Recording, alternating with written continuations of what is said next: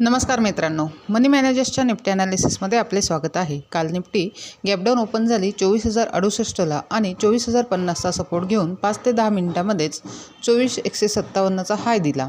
त्यानंतर पुन्हा 24,038चा लो करून नंतर स्लोली अपसाईड मूव्ह करत साधारण 11:15च्या सुमारास पुन्हा 24,150 हिट केले, परंतु 24,150 रेजिस्टन्स फेस करत पुन्हा डाऊन आली आणि 24,052ला क्लोज झाली।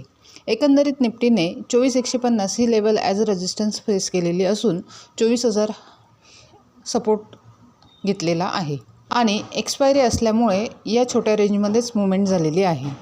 आता 30 मिनिट टाईम फ्रेममध्ये बघितले तर निफ्टी 24,250 ते 24,000 या रेंजमध्येच मूव्ह करत आहे। जोपर्यंत ही रेंज ब्रेक होत नाही तोपर्यंत चांगला ट्रेड होऊ शकणार नाही, त्यामुळे ट्रेड करताना काळजीपूर्वक करावा। तसेच 24,100 ही लेवल मॅग्नेटचे काम करू शकते। जरी निफ्टीने 24,000 खाली ब्रेक केले तरी देखील पुन्हा 24,100 हिट करण्यासाठी अपसाईड येऊ शकते।